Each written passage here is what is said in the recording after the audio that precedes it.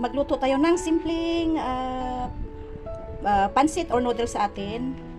Pang merienda, pang almusal, kahit pananghalian pwede. Ito yung cabbage na nakagayat na.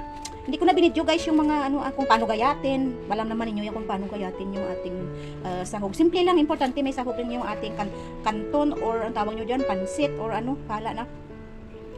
Yes, kunting cabbage.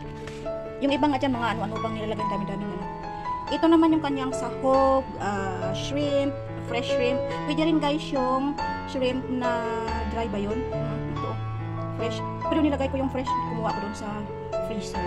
Ito naman ay sibuyas. Dinamihan ko na ng sibuyas guys kasi matamis itong sibuyas na ito. At saka mura lang naman sibuyas dito, hindi tulad sa Pilipinas ang mahal-mahal ng sibuyas. O, tsaka minced garlic. Yan. At ito naman yung hiniwa ko na pork meat. Nipis lang guys. Pinakuluan ko na yan pero parang hilaw pa yung Hindi bali na lang, igisa naman yan. Tsaka itong shrimp. Yan. Yes. So, may pansahog na tayo. Kahit simple lang guys. Basta may sahog na yung ating pansit or anong tawag nyo dyan, kanton ba. Ito naman yung ating kanton or pansit. Ang tawag sa atin. Bala na. Basta kanton. Ito guys is dry ito. Dry itong noodles na ito. Yung tawag nila na sa Chinese. Chinese kasi egg, shrimp, noodles. Pero dry yan siya.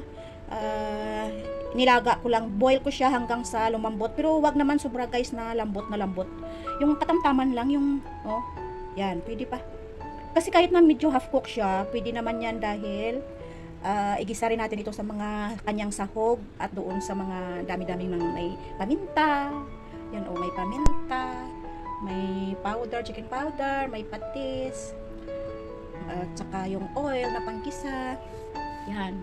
Hindi magkaroon na tayo ng pagkain, di ba? Kunting lang, kunting esep-esep lang para may panglagay tayo sa ating bituka. Yan, kahit simple, basta mabusog tayo, okay na. O, di ba? Alright guys, magluto muna ako. Kita-kits mamaya, okay?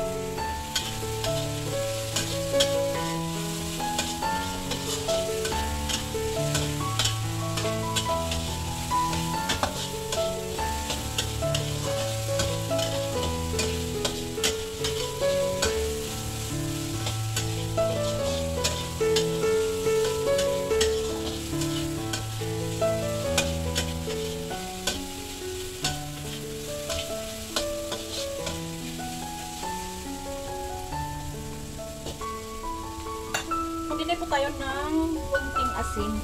Kunti lang guys, para ma-balance yung lasa. Yan.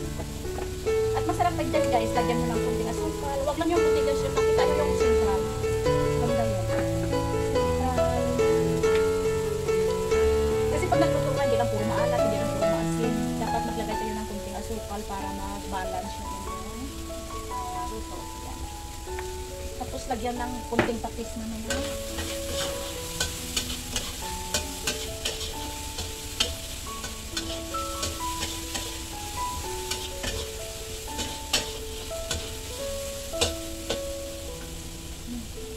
Bango.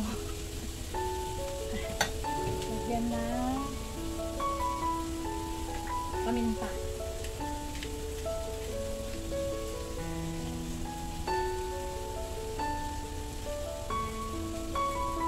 Parang may yung lumabas.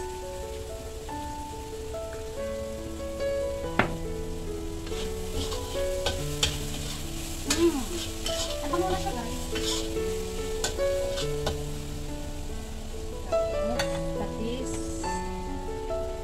Magtansyan ng anong patis. Huwag lang sobra, baka maalat. Yan. Bango.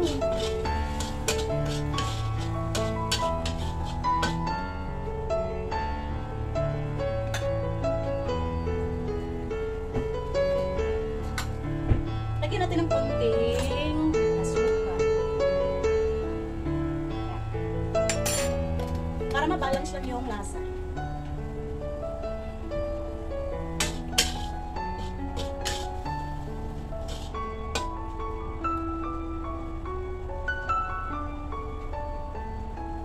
Lagyan natin ng konting tubig.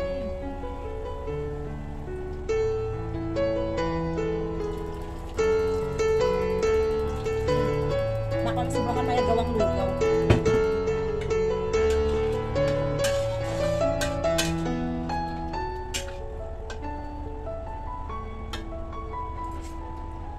Sarap. Pakuluan muna natin.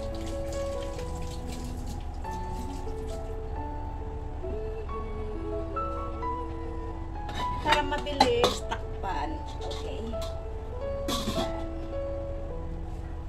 Pansit.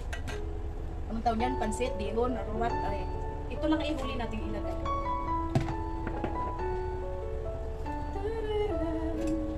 Nakalimutan ko na yung kape. Kape po.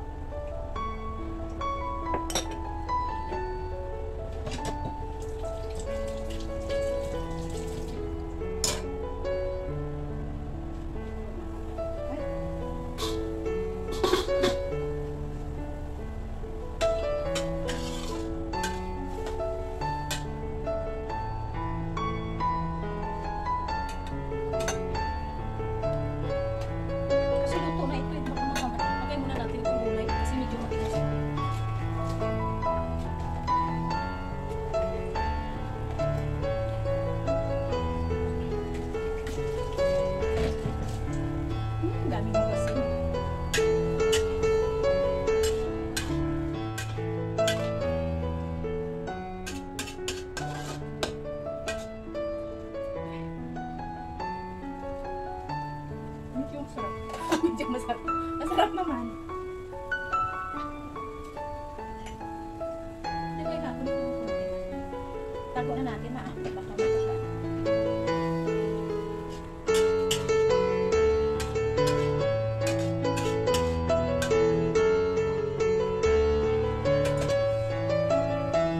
Kamayin na natin. Malinis naman kamay ko.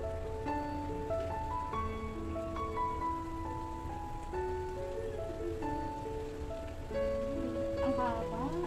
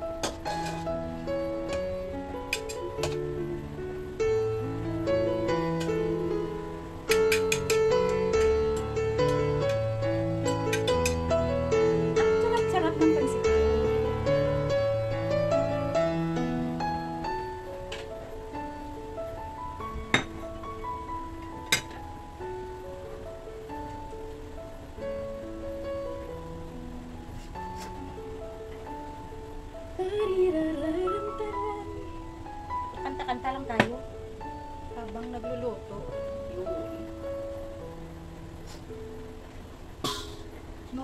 No need na yung ay sorry, maingay.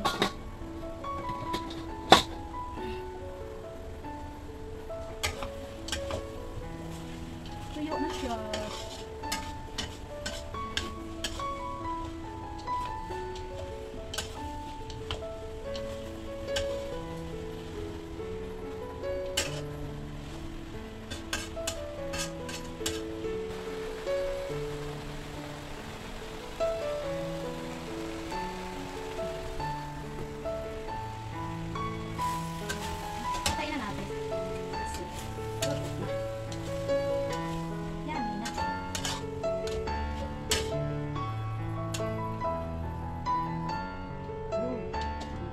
Guys, pwede na tayo.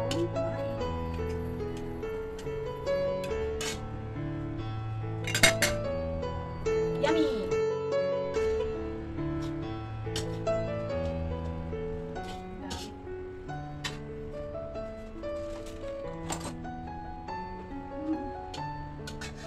Kain po tayo. Tikman natin.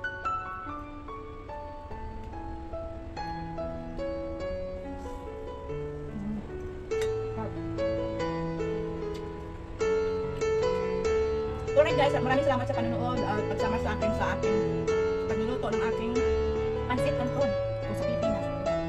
Kita-kits sa sunod ng mga videos. Bye bye, thank you so much.